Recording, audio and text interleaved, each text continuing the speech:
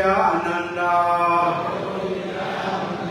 श्री अद्वैत गदाधर शिवासादि गौर भक्त वृंदा हरे कृष्णा कृष्णा कृष्णा हरे हरे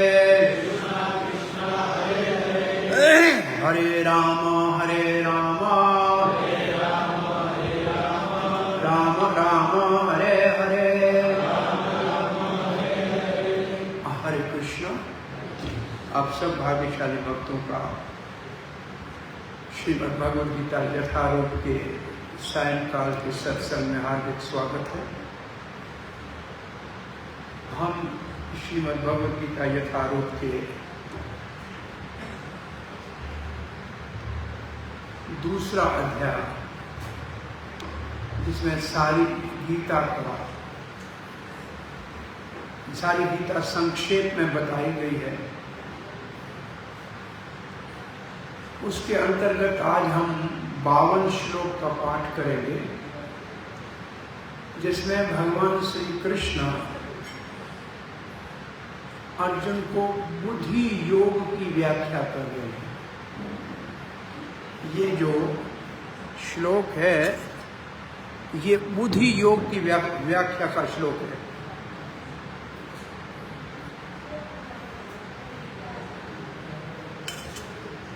इससे पहले भगवान ने दूसरे अध्याय में सांख्य योग के विषय में बताया है, अब बुद्धि योग के विषय में बता रहे हैं। बुद्धि योग का मतलब जिसकी बुद्धि भगवान से जुड़ी हुई हो,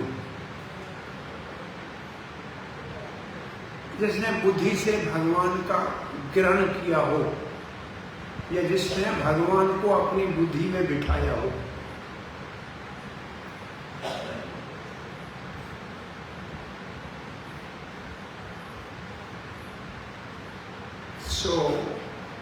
आइए श्लोक का पाठ करते हैं। यदा ते मोह कलेलम बुद्धि व्यतितरिष्यति तदा गन्तासि निर्वेदम् श्रोतव्यस्य श्रुतस्य च। यदा ते मोह कलीलम् बुद्धि व्यतितरिष्यति तथा गन्तासि निर्वेदम् श्रोतव्यस्य श्रुतस्य च। यदा ते मोह कलीलम् बुद्धिं व्यतितरिष्यति तदा गन्तासि निर्वेदम् श्रोतव्यस्य श्रुतस्य च।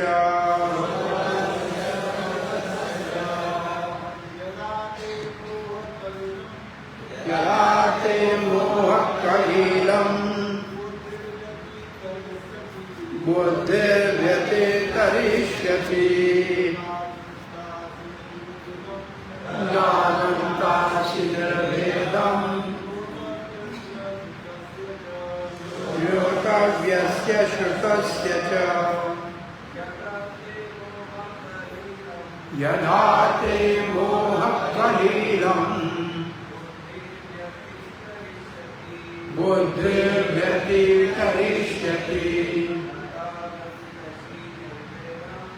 तदा गन्तासि निर्वेदम् श्रोतव्यस्य श्रुतस्य च। यदा ते मोह कलीलम् बुद्धि व्यतितरिष्यति तथा गन्तासि निर्वेदम् श्रोतव्यस्य श्रुतस्य च यदा ते मोहकलीनं बुद्धिर्व्यतितरिष्यति तथा गीतासि निर्वेदम् श्रोतव्यस्य च। एक बुद्धि,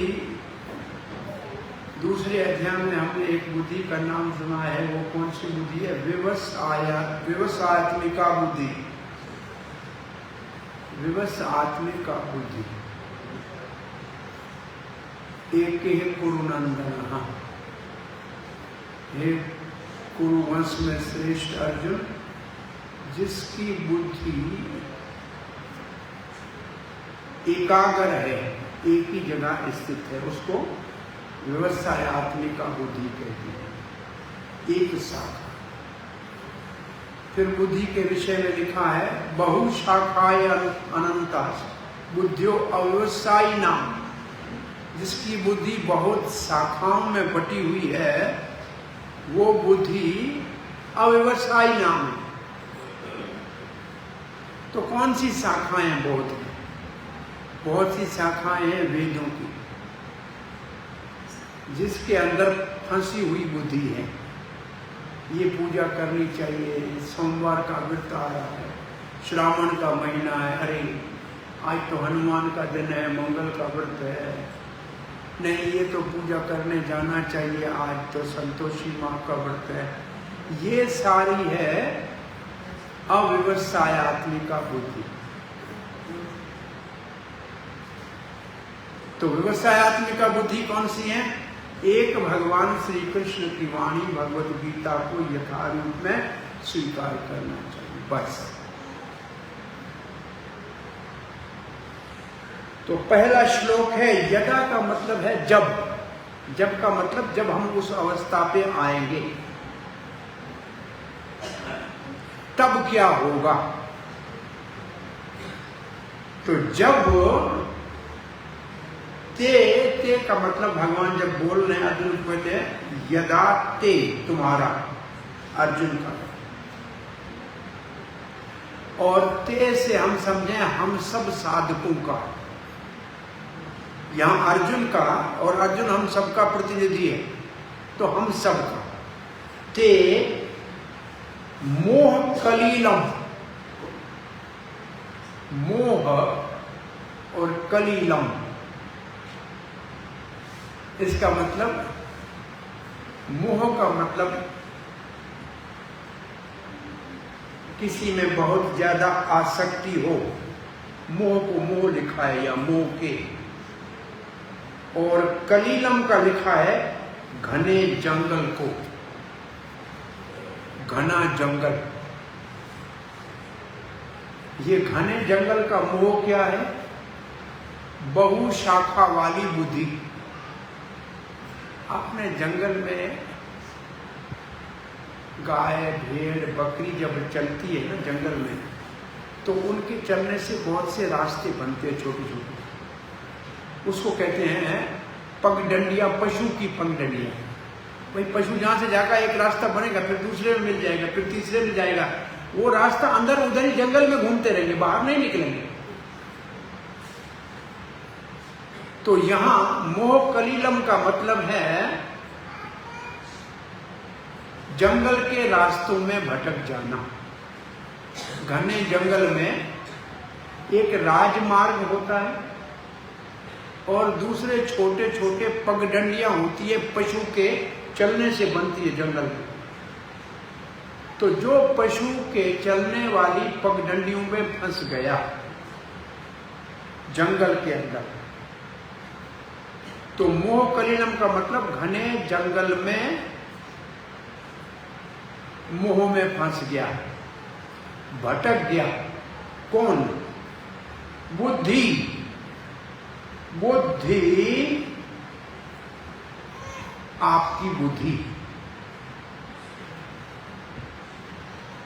बुद्धिमय दिव्य सेवा। प्रभुपाद जी ने लिखा है बुद्धि का अर्थ लिखा है बुद्धिमय दिव्य सेवा। बुद्धिमय दिव्य सेवा का क्या अर्थ है? ट्रांसेंडेंटल सर्विस विद बुद्धि। तो बुद्धि का काम क्या है? बुद्धि से कौन सी सेवा होगी? निर्णय करना। बुद्धि का काम है निर्णय करना, डिस्क्रिमिनेशन, क्या सही है क्या गलत है, ये काम है बुद्धि का। तो दिव्य बुद्धि की सेवा है भगवान के निर्देशों आदेशों का पालन करना। उस बुद्धि को सती बुद्धि कहते हैं, जो भगवान की दिव्य सेवा में लगे बुद्धि, उस बुद्धि का नाम है सती मति। जैसे सती पत्नी पति से प्रेम करती है, ऐसे सती बुद्धि भगवान से केवल एकमात्र उसकी सेवा में लगती है, और सेवा उसी की करते हैं जिससे प्रेम करते हैं।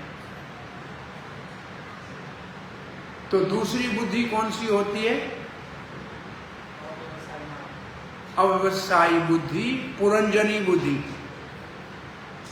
ये शरीर के इंद्रियों के भोग में लगी हुई बुद्धि। तो एक दिव्य सेवा में लगी हुई बुद्धि और दूसरी इंद्रिय तृप्ति के कामों में लगी हुई बुद्धि। तो दो प्रकार की बुद्धि हो गई। जो दिव्य सेवा में लगी बुद्धि है उसका नाम इस श्लोक में क्या है, इस अध्याय में क्या है? व्यवसायत्मिका बुद्धि।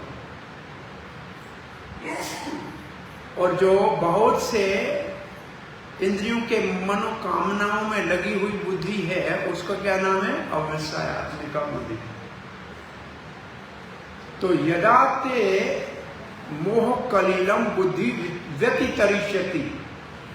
तरिष्यति का मतलब तर जाएगी, निकल जाएगी, पार कर जाएगी।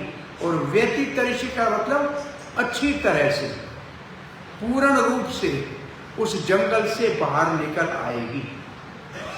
बुद्धि उस व्यतितरिष्य का मतलब है पार कर जाते हैं, कर जाती है। अर्जुन, जब आपकी बुद्धि मोहरूपी घने जंगल को पार कर जाएगी, ये लाइन का अर्थ ये होगा, तब क्या होगा? तदा तब गंतासी।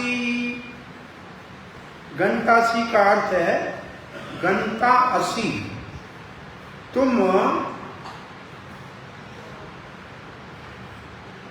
तुम जाओगे, गंतासी तुम जाओगे। निर्वेदम। निर्वेदम वैसे निर्वेद कहते हैं, ये एक अवस्था है। निर्वेद एक साधन में अवस्था है, जैसे संन्यास। तो निर्वेद होने का मतलब है, यहां श्रील प्रभुपाद ने लिखा है, विरक्त हो, विरक्त को, वृत्ति को। निर्वेद का मतलब बंधन से मुक्त हो जाना। तब तुम बंधन से मुक्त हो जाओगे। किसके? श्रोतव्यस्य, जो आपने सुना है। श्रोता का मतलब सुनना, सुनने योग्य के प्रति, और श्रुतस्य सुने हुए के प्रति। उस समय सुनने या सुने हुए से आप ऊपर उठ जाओगे, उससे आप मुक्त हो जाओगे। तो श्रुत किसको कहते हैं? वेद को। इसका मतलब वेद के अंदर बहुत से पूजा पाठ जो कर्म कांड में लिखे हुए हैं, उन सारे पूजा पाठ से आपकी बुद्धि पार हो जाएगी। तो घना जंगल क्या है? घना जंगल है वेदों में बताए हुए इंद्रिय तृप्ति के भोगों के रास्ते। चाहे संसार का भोग हो, पुत्र पत्नी का, धन का, घर का, या स्वर्ग की प्राप्ति का, ये सारे के सारे घना जंगल है वेदों का। इसी को वेदव्यास जी को नारद जी ने कहा था कि आपने वेदों में इतना भोग का विस्तार से वर्णन किया है कि किसी का निर्वेद होना ही मुश्किल है। कोई वृत्त हो ही नहीं सकता। कहे भाई वेद में लिखा है ना, मैं तो वेद की पूजा कर रहा हूं, तो शास्त्र में लिखा है।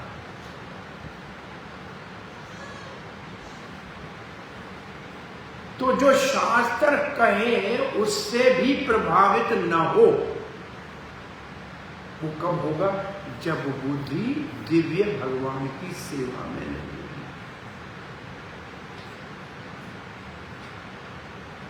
सो मैं अनुवाद पढ़ता हूं श्रील प्रभुपाद जी का। जब तुम्हारी बुद्धि मोह रूपी सघन वन को पार कर जाएगी तो तुम सुने हुए तथा सुनने योग्य सबके प्रति अन्य मनसक हो जाओगे। अन्य मनसक हो जाओगे मतलब अंग्रेजी में इंडिफरेंट, मतलब उनका आपके ऊपर प्रभाव नहीं होगा, आपके मन को विचलित नहीं करेगा। अनन्य मनसिक हो जाओगे, अन्य मनसिक, इससे हमें कुछ लेना देना नहीं।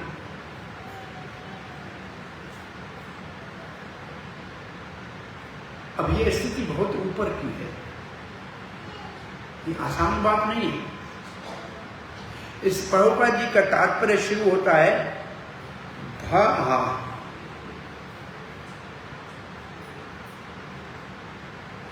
भगवतों के जीवन में, मतलब भगवान के प्रिय भक्तों के जीवन में ऐसे अनेक उदाहरण प्राप्त होते हैं जिन्हें भगवत भक्ति के कारण वैदिक कर्म कांड से वृत्ति हो गई। तो प्रभुपाद जी पहले लाइन में मोह कलीलम को वेदों में बताया हुआ भौतिक कर्मकांड कह रहे हैं, और जो भक्त है, जो शुद्ध भक्ति के रास्ते पे निकल पड़ा है, वो उससे वृत्त हो गया, उससे ऊपर उठ गया, उसको छोड़ दिया।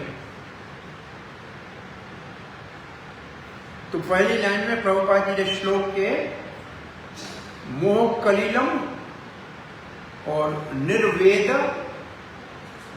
और व्यतितरिषत्, इन 3 शब्दों को समझाया। मैं फिर पढ़ रहा हूं, आप सुनिए। भगवत भक्तों के जीवन में ऐसे अनेक उदाहरण प्राप्त हैं जिन्हें भगवत भक्ति के कारण वैदिक कर्मकांड से वृत्ति हो गई। कौन से उदाहरण है? प्रभुपाद जी ने एक उदाहरण दिया। जब मनुष्य श्री कृष्ण को तथा उनके साथ अपने संबंध को वास्तविक रूप से समझ लेता है तो वो सकाम कर्मों के अनुष्ठानों के प्रति पूर्णतया अन्य मनस्क हो जाता है। ऐसे भक्तों के जीवन में वैदिक कर्म कांड से वृत्ति या त्याग कैसे कब उत्पन्न होगा? जब भक्त श्री कृष्ण के साथ हमारा क्या संबंध है ये जान जाएंगे। तो हमारा श्री कृष्ण के साथ क्या संबंध है? कृष्ण हमारे स्वामी हैं, हम उनके सेवक हैं। हमारा और कृष्ण का ये संबंध है। कृष्ण स्वामी है, हम सेवक हैं। जब ये पता लग गया कि हम कृष्ण के सेवक हैं तो फिर हमारे को किसी और की सेवा अपने इंद्रिय भोग के करने के लिए जरूरत नहीं है कि हमारा स्वामी सर्व सर्वश्रेष्ठ परम पुरुष भगवान है, तो हमारे को किसी और के सेवा करने या शरण में जाने की क्या आवश्यकता है। लेकिन ये स्थिति लिखी बहुत आसान, लिखा सरल है, जो कृष्ण के साथ अपने संबंध को जान जाता है। परंतु जो उदाहरण दिया हुआ है वो दिया हुआ है सिद्ध और शुद्ध भक्त का, सिद्ध और शुद्ध भक्त का। इतना महान भक्त है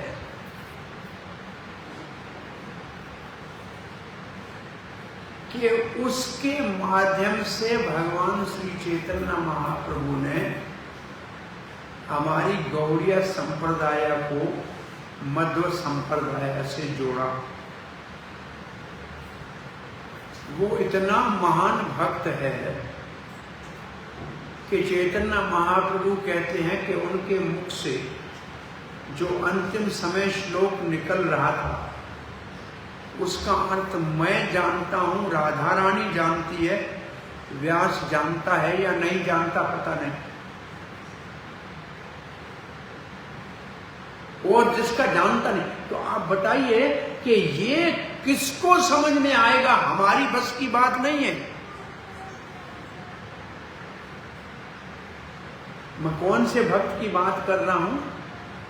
माधवेंद्रपुरी पाद,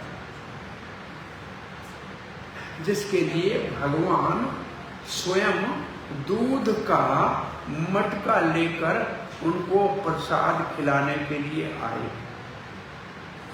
जिनको भगवान ने 2 बार स्वप्न में आदेश दिया, साक्षात दर्शन दिया और 2 बार स्वप्न में आदेश दिया।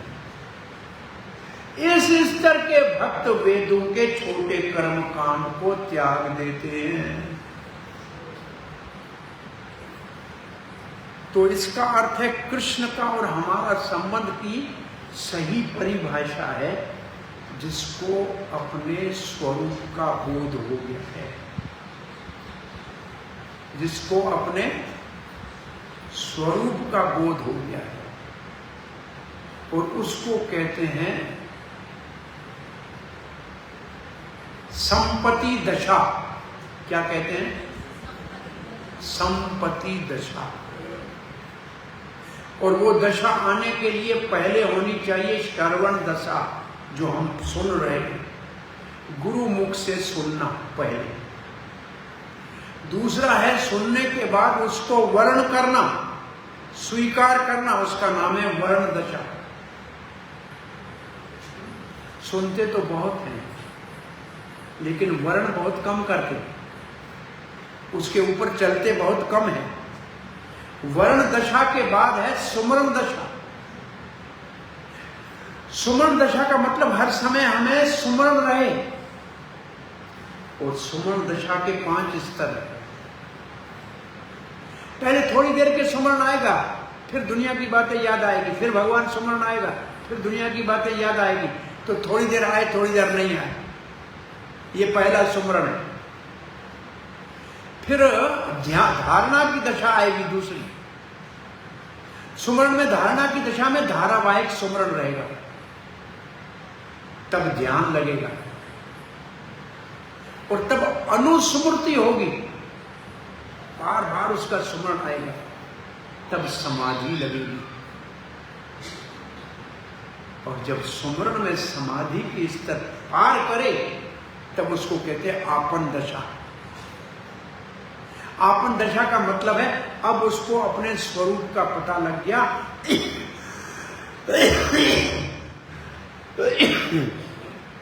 कि श्री कृष्ण की सेवा में मेरा क्या रोल है, मेरा क्या कार्य है। यहां तक भी काम नहीं बनेगा, इसके बाद है प्राप्ति दशा।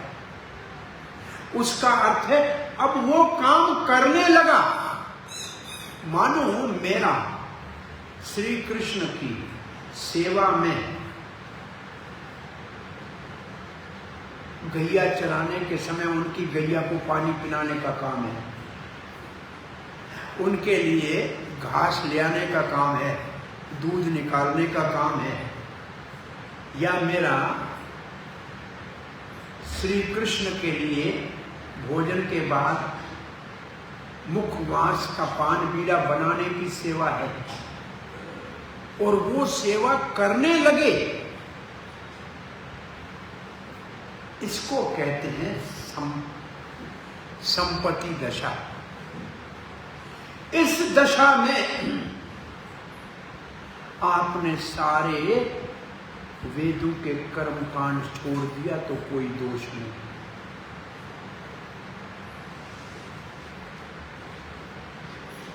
परंतु हम काम कर रहे हैं घर का, परिवार का, याद कर रहे हैं बच्चों को और धंधे को, और कहें कि हम पूजा पाठ नहीं करेंगे, श्राद्ध नहीं करेंगे, तो ये स्तर हमारा नहीं है।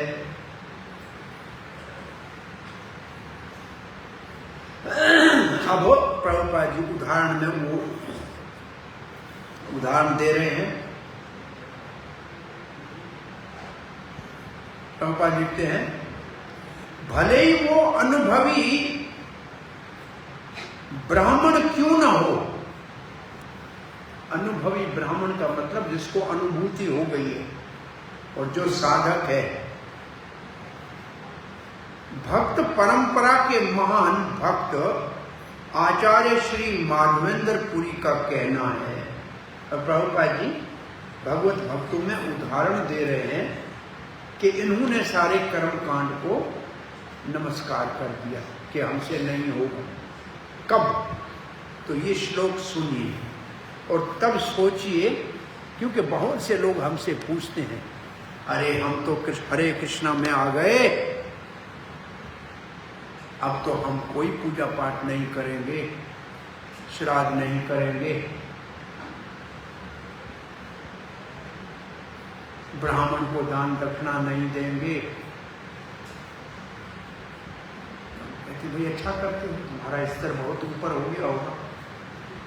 वो पूछते हैं, तुम्हारे को बीमार होने के ऊपर अस्पताल जाते हो क्या? तो जाना पड़ता है। क्यों जाते हो?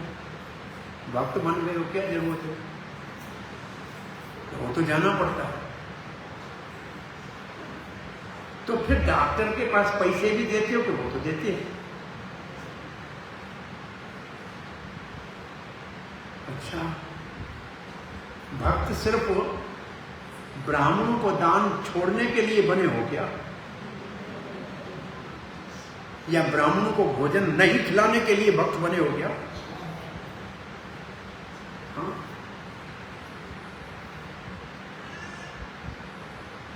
ये समय से पहले ये उचित नहीं है। मैं श्राद्ध इसलिए कहा हूं, अब श्राद्ध आने वाले हैं, और माधवेंद्र और अद्वैत आचार्य ने अपने घर में श्राद्ध किया और हरिदास ठाकुर को भोजन खिलाया।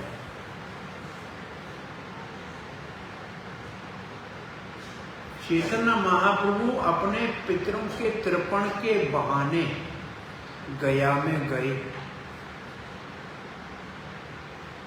भगवान श्री कृष्ण ने प्रभास क्षेत्र में यदुवंश के संहार के बाद त्रिवेणी के ऊपर तर्पण किया अपने सारे पूर्वजों का। तो क्या इन सब से आप ऊपर हो क्या? अद्वैत आचार्य से भी ऊपर हो, चैतन्य महाप्रभु से भी महान हो। भगवान रामचंद्र अपने पिता को पिंड दान कर रहा है, पिताजी का हाथ भी निकल के बाहर आता है। तो क्या हम उनसे ऊपर हो गए इसलिए हम पिंड दान छोड़ देंगे और श्राद्ध को छोड़ देंगे? कौन छोड़ सकता है? सन्यासी है, दुनिया से कुछ लेना देना नहीं। माधवेंद्र पुरी क्या कह रहे सुनो।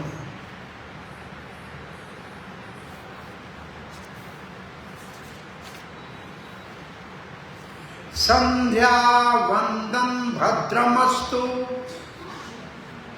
संध्या वंदन संध्या वंदन 3 काल की संध्या है, त्रिकाल संध्या है। संध्या वो ब्राह्मणों का कार्य है।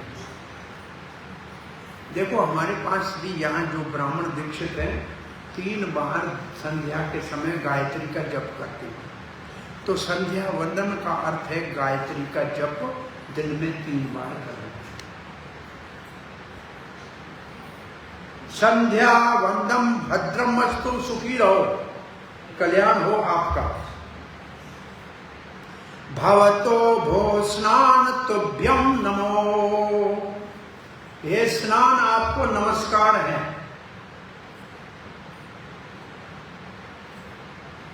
ब्रह्मचारी को 1 बार स्नान, गृहस्थ को 2 बार स्नान, सन्यासी को 3 बार स्नान का नियम है। आपको स्नान को भी नमस्कार है। भो देवाः पितरश्च तृपण विदो, अब देवताओं पितरों हम आपका तर्पण नहीं कर सकेंगे, हमसे नहीं होगा। विधौ ना अहम, अब नहीं कर सकूंगा मैं विधि से। क्षमा क्षम्यताम, हमें क्षमा कर देना, हम अब ये नहीं कर सकेंगे, हमें माफ करना।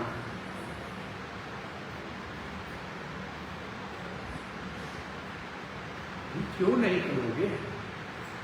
कौन सा काम ऐसा आ गया कि ये सारे वेदों के जो मर्यादाएं हैं, जो वेदों के नियम हैं, उनका उल्लंघन क्यों कर रहे हैं?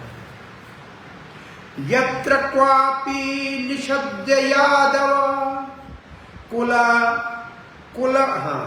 कुल उत्कंसस्य कंस द्वेष सुम्राम अघम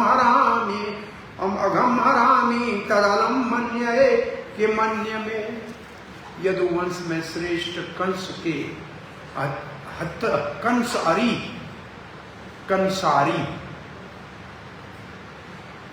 श्री कृष्ण का सुमरण इतना मेरे को हो रहा है कि अब उससे अवकाश ही नहीं मिलता कि मैं ये सब काम कर सकूं। तो ये इस श्लोक का मैं अब अनुवाद पढ़ रहा हूं। हे मेरे त्रिकाल प्रार्थनाओं, त्रिकाल संध्या तुम्हारी जय हो। हे स्नान तुम्हें प्रणाम है। हे देव पितृ तर्पण, अब मैं आप लोगों के लिए तर्पण करने में असमर्थ हूं। अब तो जहां भी बैठता हूं यादव कुलवंशी कंस के हंता श्री कृष्ण का ही स्मरण करता हूं, और इस तरह मैं अपने पापमय बंधन से मुक्त हो सकता हूं। मैं सोचता हूं कि वही मेरे लिए पर्याप्त है। क्या समझ में आया? कृष्ण के स्मरण में इतना लगा हुआ हूं कि अब मुझे न समय है और न इसकी आवश्यकता है, क्योंकि ये सब काम पवित्र करने वाले हैं। मेरे को नाम ही पवित्र कर लेगा तो फिर और काम क्यों कर? तो ये काम वो छोड़े जिसको सुमरण के, कृष्ण के सुमरण में इतना तल्लीन हो जाए कि और कुछ विचार ना आए। ये स्तर है क्या? इस सभा में बैठे हुए किसी का ये स्तर है क्या? नहीं है। बाहर निकलते ही 100 बातें करेंगे, कृष्ण का स्मरण नहीं आएगा। तो हमारे को ये नियम पालन करना चाहिए, ये नियम छोड़ना नहीं चाहिए। स्नान का नियम हो या संध्या वंदन का नियम हो या पितृ तर्पण का नियम हो, उसको पालन करना चाहिए। सन्यासी के लिए आवश्यक नहीं है, उसने सब वैदिक कर्मों को तिलांजलि दी है। फिर भी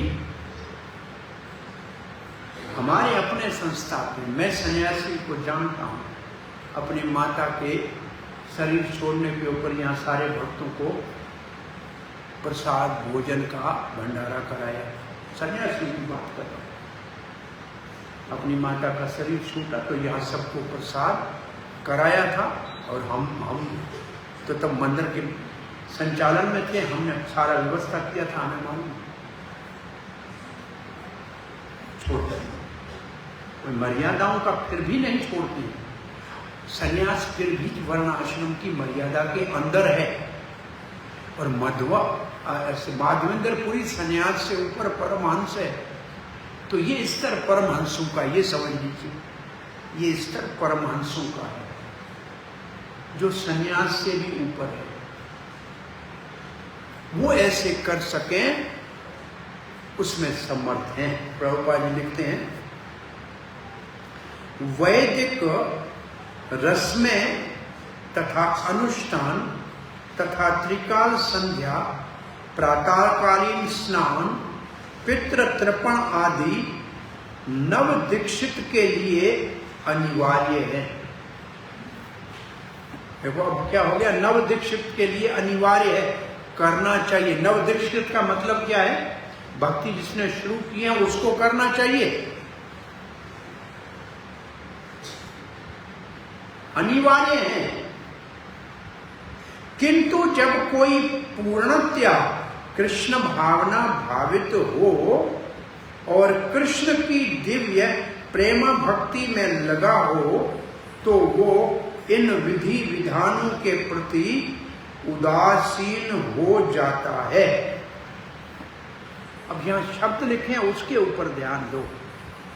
कृष्ण भावना में पूर्णता को प्राप्त किया है और कृष्ण की प्रेम भक्ति में लगा है, तो कौन सा स्तर है ये?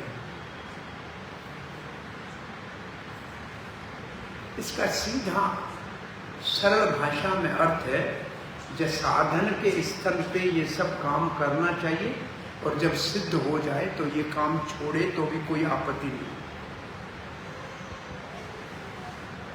ये तीसरे अध्याय में आगे आएगा। दूसरे अध्याय में भी कुछ ऐसे श्लोक हैं आगे, इससे पहले भी आए हैं। यत्र आत्मरमन्ते आत्मतृप्त, जिसको अपनी आत्मा में रमण करता है, आत्मा में तृप्त है, उसको कोई वैदिक काम करने की जरूरत नहीं। जो योग आरूढ़ है उसको नहीं करना है, जो योग आरूढ़ है उसको करना है। योग है भक्ति, सब योगों की परिकाष्ठा है भक्ति। जो भक्ति के प्रेम भक्ति में है, भक्ति की परिकाष्ठा है भगवत प्रेम को प्रकट करना। जो हमारे दिल में पहले से भगवान ने भर के भेजा है, उस प्रेम को जागृत करना, ये है भक्ति की सिद्धि। और प्रेम जब जागृत हो जाएगा तो माधवेंद्रपुरी की तरह सुमरण में इतने तनील हो जाएंगे कि ये सब काम सोचने के लिए समय ही नहीं रहेगा। इसका ये अर्थ नहीं है कि ये लोग स्नान नहीं करते, परंतु वो उन बंधनों से ऊपर उठ गए। भाई कोई सोए तो स्नान करे ना, शौच आदि जाए तो स्नान करे ना। वो तो सोते ही नहीं है, खाते ही नहीं है, तो फिर स्नान नहीं भी करे तो क्या फर्क पड़ता है? उनका जीवन फिर भी मर्यादा में तो ऐसे लिखा है कि महाराज भरत त्याग करके घर परिवार छोड़ के, राज छोड़ के वृत्ति के स्तर पे था, जो भाव भक्ति है, फिर भी रोज गंडकी में सुबह दोपहर शाम स्नान करता था। उस स्तर पे भी स्नान का नियम नहीं छोड़ा। इसका मतलब ये कि छोड़ना है ये नहीं, परंतु इस स्तर पे छोड़े तो उसको कोई पाप नहीं लगेगा। इसको असल में एक शब्द है प्रतिवायन विद्यते, वेद में शब्द है। ये अगर कर्म नहीं करोगे तो इसका उल्टा पाप लगेगा, उसको कहते हैं प्रतिवाय। प्रतिवाय का मतलब न करने का पाप लगेगा। लेकिन जो भगवान की प्रेम भक्ति है उसको नहीं करेगा, उसको पाप नहीं लगेगा। अब समझ गए? सिर्फ नहीं करेगा सामान्य व्यक्ति तो पाप लगेगा, और कोई शुद्ध भक्त नहीं करेगा तो पाप नहीं लगेगा। करे तो न करे तो उसकी मर्जी, लेकिन पाप नहीं लगेगा। क्योंकि उसके पाप भगवान के सुमरण से ही समाप्त हो गए। तो प्रभुपाद जी आगे लाइन लिख रहे हैं, क्योंकि शुद्ध भक्त जो भगवान की प्रेम भक्ति में लगे हुए हैं वो उदासीन हो जाते हैं। उदासीन का मतलब क्या है? निंदा नहीं करते। उदासीन का मतलब है, उद का मतलब ऊपर, आसीन का मतलब बैठना। जैसे नीचे बाढ़ आई हुई है, दो बैल लड़ रहे हैं और आप ऊपर छत के ऊपर बैठे हो, तो आपके ऊपर उसका प्रभाव नहीं पड़ेगा। तो ऐसे उदासीन का मतलब इन सारे वेदों के कर्मों से ऊपर बैठा हुआ है, उसके न करने का पाप उसको नहीं लग सकता है, इसलिए वो ऊपर बैठा हुआ है। उदासीन, उदासीन सन्यास के लिए दूसरा शब्द है। सन्यासी को उदासी भी कहते हैं, वैरागी भी कहते हैं। ज्ञानी जो शंकराचार्य के अनुयायी हैं वो सन्यासी कहते हैं। श्रीचंद बाबा के अनुयायी अपने आप को उदासीन कहते हैं, वो भी सन्यासी। जैसे आप गोकुल में जाते हैं और रमन रेती का आश्रम है, वो उदासीन संप्रदाय का है, वो महात्मा उदासीन कहलाते हैं। वो जो गुरु शरणानंद जी महाराज उदासीन है, ऐसे बहुत से उदासीन हैं, वो वैष्णव संप्रदाय में नहीं है।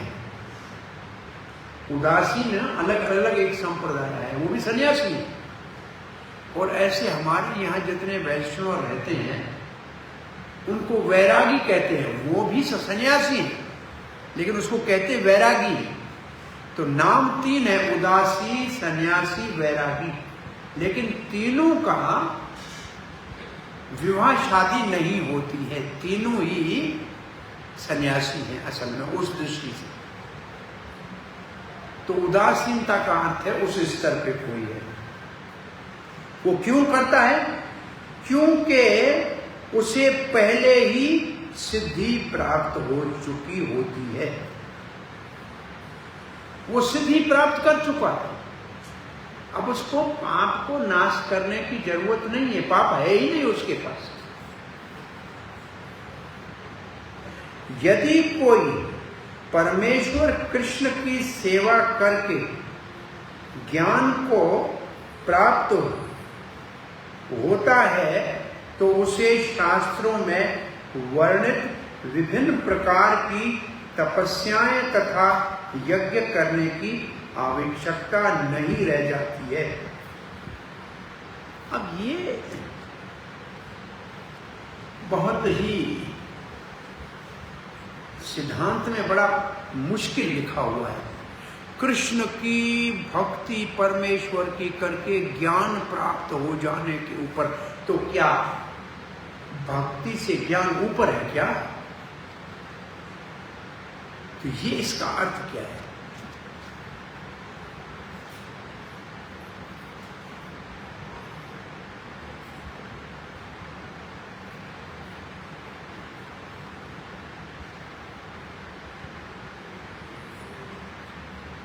यहां लिखा है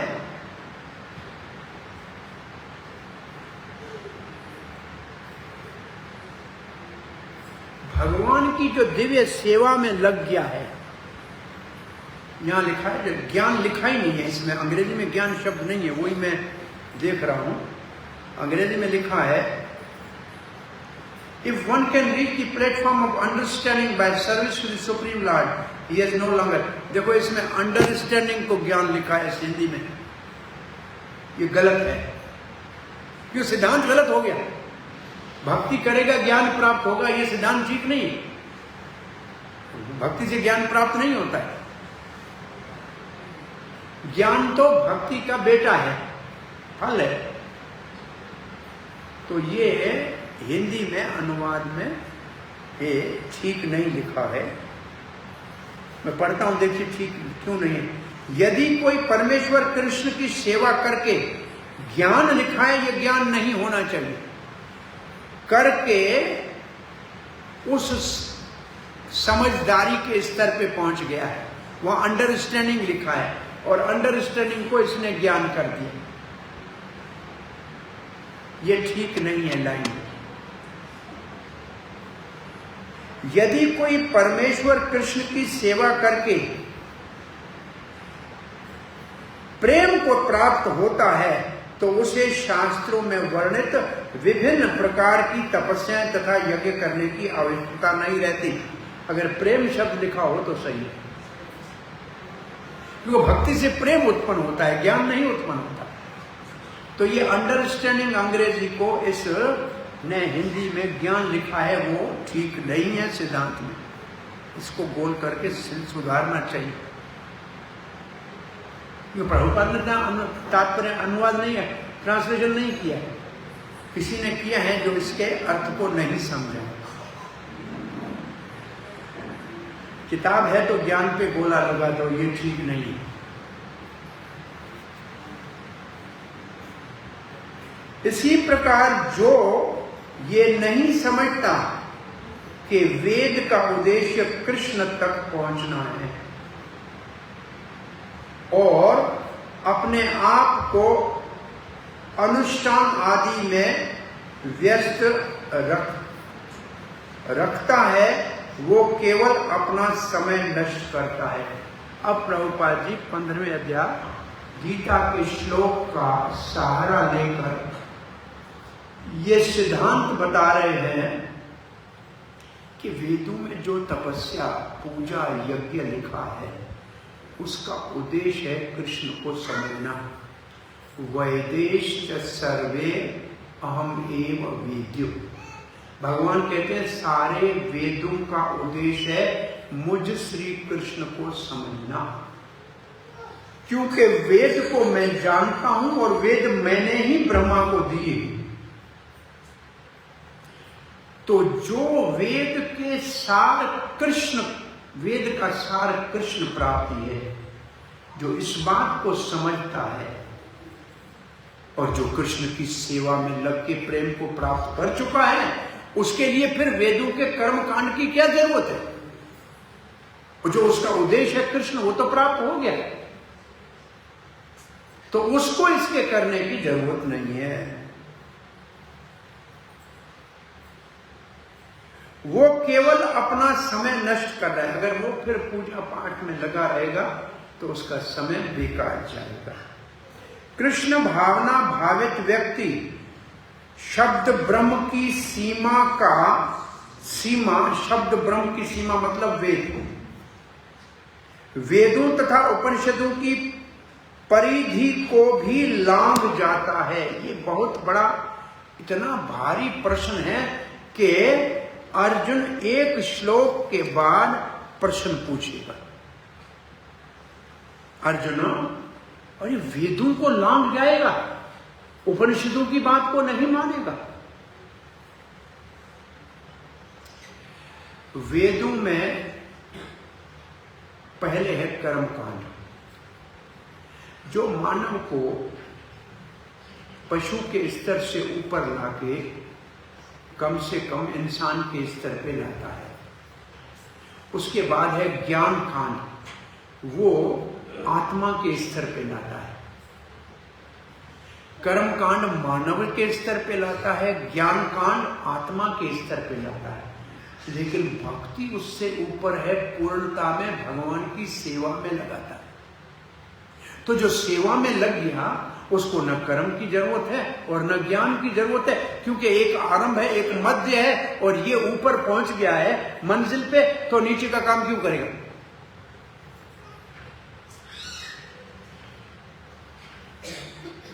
सो ये श्लोक में वेदों के बहुत से, जैसे आपको मैं ऐसे उदाहरण दूं, बहुत से लोग कहेंगे आप हरे कृष्णा वाले सत्यनारायण की कथा नहीं करते, क्योंकि एक इतनी प्रचलित है भाई। एक हिंदू समाज में सत्यनारायण की कथा, धार्मिक लोग जो भी धार्मिक हैं, जो भी पुण्य कार्य करते हैं, उनके घर में 15-15 दिन में 15 दिन में आता है? नहीं, महीने में। महीने में है, 15 दिन में आएगा ना। पूर्णिमा तो 2 पूर्णिमा, 1 पूर्णिमा, 2 पूर्णिमा, 1 पूर्णिमा।